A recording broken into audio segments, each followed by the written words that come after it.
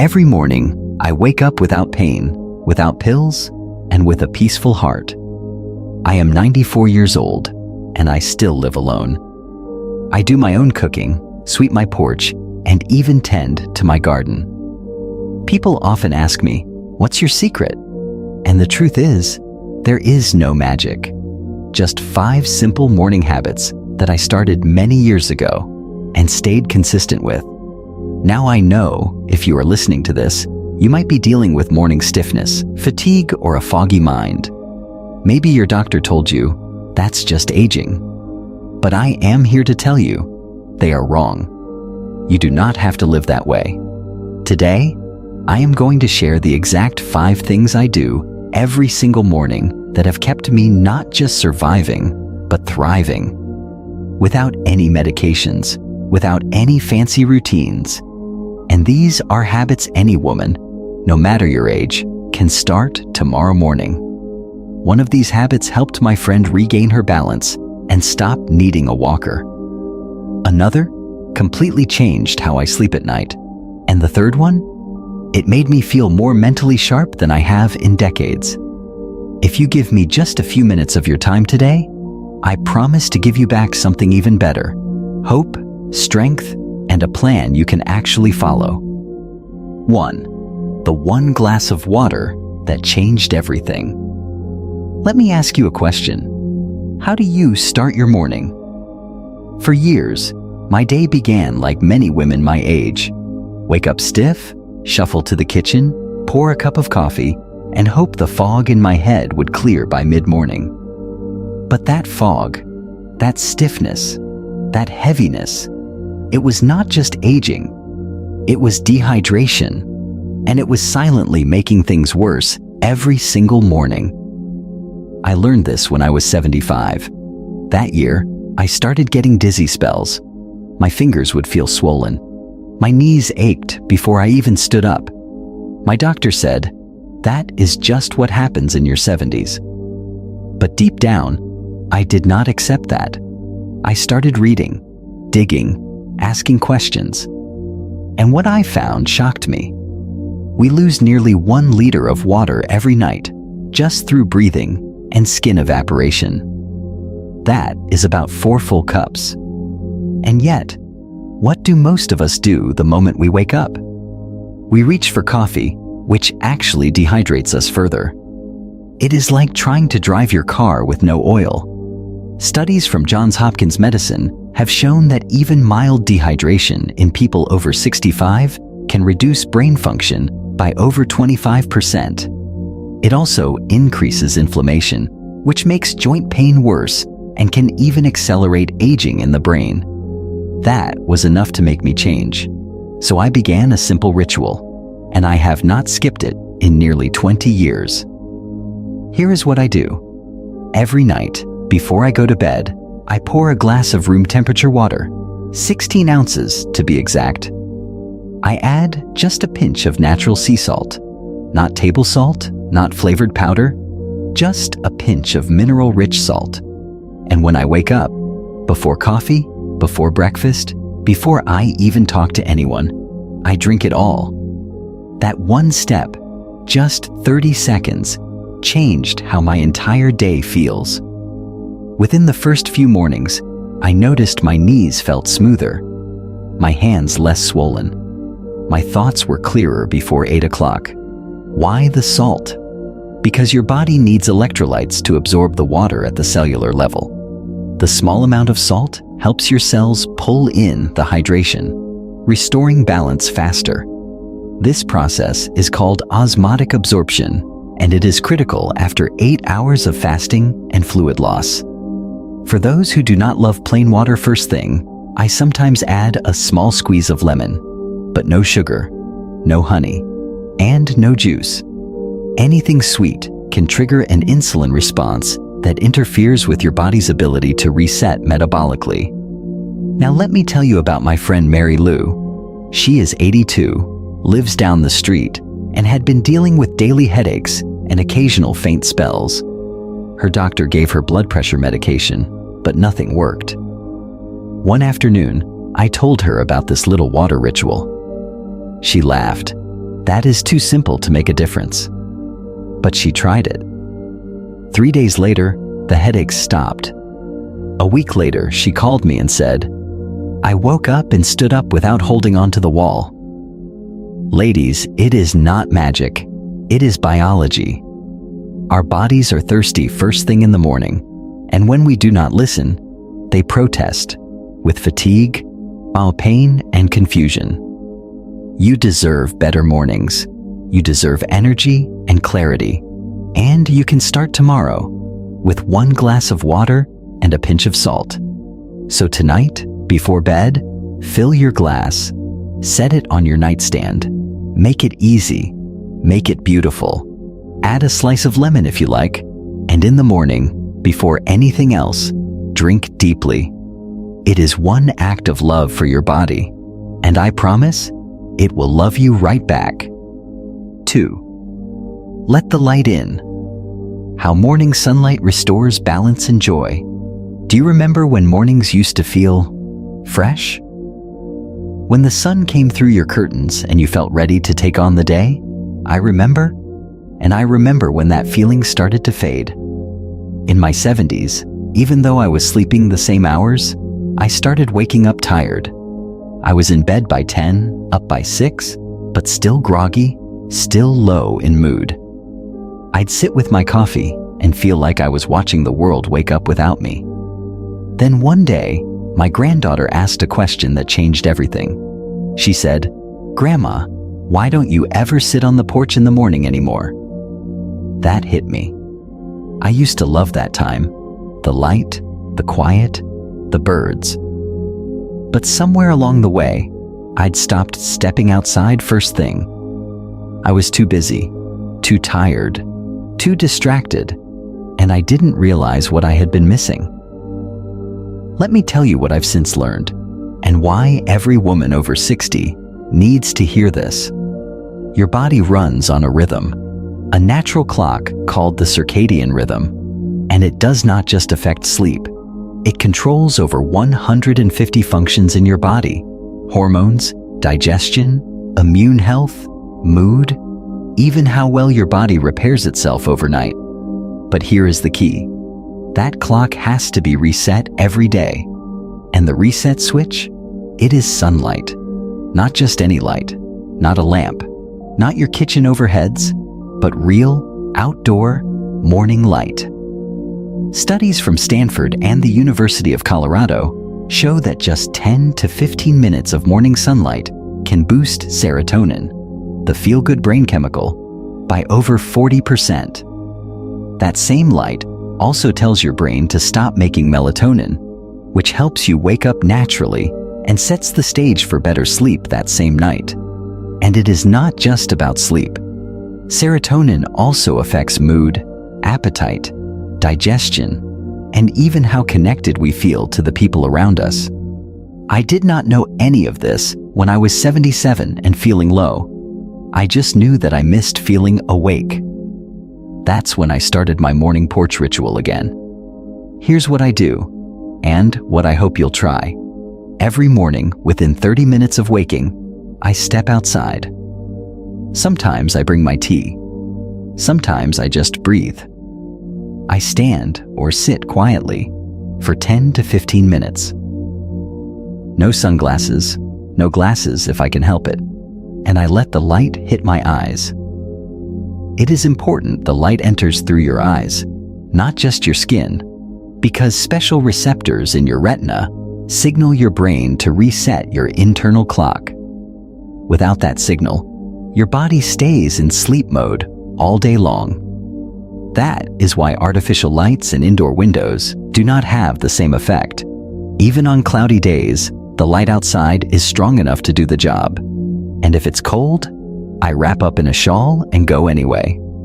I've even done it in the rain under my porch roof, just to get that light. Let me share the story of my dear friend Dolores. She is 81 and has struggled with insomnia for years. Tried melatonin, teas, even prescription sleep aids. Nothing truly worked. One Sunday after church, I told her about my sunlight habit. She laughed at first. "I don't think sitting on the porch is going to fix my sleep," she said, but I asked her to try it for 1 week. That Friday, she called me. I fell asleep last night at 9:30, and I didn't wake up until 6. I haven't done that in a decade. Since then, she's started taking her coffee outside each morning and says it is now her favorite part of the day. Ladies, we grew up in a generation that often told us to stay busy, stay productive, stay inside. But our bodies are wiser than that. They need the rhythm of nature, and we are never too old to reconnect with it. So tomorrow, open that front door, step out, even just for a few minutes. Let the sunlight touch your face. Let your eyes take in the morning. It is not just light, it is life. And if you listen closely, you might even hear your body whisper, "Thank you." 3. Just 4 minutes to keep your mind sharp. The morning brain ritual that changed everything. I want to ask you something from the heart. Have you ever walked into a room and forgotten why you were there? Or stood in the kitchen, staring at the fridge, wondering what you were about to do? I have. And I will tell you, when it first started happening to me, it scared me. Because as women, we carry so much in our minds. Names, dates, memories, to-do lists. And when those little slips start happening more often, it feels like something precious is slipping away. But here is the truth. Your brain is not broken. It is just underused in the wrong way at the wrong time. What I discovered in my late 70s saved me years of worry, and it only takes 4 minutes every morning. Let me explain. Right after you wake up, your brain is in a unique state. Scientists call it plastic, which means it is more open to forming new connections. You have higher levels of something called BDNF, a natural brain fertilizer that helps neurons grow, connect, and repair. This window of brain opportunity only lasts a short while in the morning. If you miss it, it closes. If you use it wisely, you can strengthen your memory, clarity, and even protect against long-term decline. So what do most people do first thing in the morning? Scroll on their phones. Watch the news. Sit in silence with their worries. But what if, instead, you gave your brain just 4 minutes of purposeful, joyful engagement? I call it my morning mind tune-up, and I have done it every day since I turned 70. It looks like this. 1 minute. Solve a simple math problem. Maybe it is 23 plus 18, or 5 times 6. Keep it easy, but not automatic. This wakes up your logical brain. 1 minute. Recall a detailed memory. Close your eyes and remember your wedding day, or the scent of your mother's kitchen, or your child's first Christmas. Try to picture the scene, the faces, the sounds. 1 minute. Learn 4 new words. You can read them in a book, on a calendar, or from a list. Say them aloud. Use one in a sentence. This strengthens your language center. 1 minute. Visualize your day. Picture yourself moving through the morning, calm, strong, joyful. Visualize success. This boosts your executive brain and emotional resilience. That is it. Just 4 minutes. And yet, the impact? Remarkable. I used to forget names in church. Now, I remember people I met years ago. I used to fumble with words. Now, I feel clear and confident. I used to feel uncertain about the day ahead. Now, I walk into it with purpose. And this is not just my experience. My friend Carolyn, she's 88 and recovering from a hip replacement, kept up this practice even when she could not do physical therapy. Her doctor said her mental recovery was unusually strong for her age. It works because it is simple, gentle, and consistent. You do not need apps or puzzles or fancy subscriptions, just a notepad, a quiet space, and 4 minutes of loving attention to the most powerful organ in your body, your mind. I keep a small journal by my breakfast chair. I call it my morning brain garden. Each day, I plant something new. And over time, it has bloomed into clarity, confidence, and even joy. So tomorrow, take those 4 minutes. Before the noise, before the chores, before the world asks for anything from you, give something to your mind. You're not losing your memory. You're reclaiming it. 1 minute at a time. 4. Move with grace. The gentle morning routine that keeps you independent. Let me tell you a little secret. It is not youth that keeps you independent. It is mobility. The ability to get out of a chair without pain, to bend down and pick something up without fear, to walk across your kitchen or your garden with confidence. And I will tell you this, not everyone over 80 can do that, but you can. And it starts with how you move in the first 30 minutes of your day. I used to believe, like many women, that stretching was the best way to wake up the body. I had an old VHS tape with yoga poses from the 90s. I'd reach for my toes, twist my back, roll my neck, and wonder why I felt worse afterward. Then, at 86, I started feeling pinches in my lower back. Getting up from the couch became harder. One morning, I lost my balance trying to put on socks, and that scared me. So I went to a physical therapist who specialized in older women, and what she told me changed everything. She said, "The stretches you did in your 40s are no longer helping. In fact, they may be harming. Here is why. As we age, our joints lose moisture, our connective tissues become less flexible, and our spine becomes more sensitive to certain types of pressure and twisting. What worked decades ago can now cause small tears, inflammation, and instability. But movement is still essential. We just have to move smarter, with purpose, with gentleness, and in a sequence that respects our biology. I now follow what I call my inside-out mobility sequence. It is only 7 minutes long, but it is the reason I can still garden, kneel to pray, and carry my laundry up and down the steps. Let me walk you through it. Step 1. Shoulder circles, 30 seconds. Sit upright in a sturdy chair. Let your arms rest by your sides. Slowly make small circles forward for 15 seconds, then backward for 15 seconds. This increases circulation in your upper body and warms up stiff shoulder joints. Step 2. Seated marching, 1 minute. Stay in your chair. Lift one knee, then the other, like a gentle march. Go slowly and breathe deeply. This activates your core and brings blood flow to your hips and legs. Step 3. Doorway chest expansions, 30 seconds. Stand in a doorway with your hands on either side at shoulder height. Gently lean forward until you feel a stretch across your chest.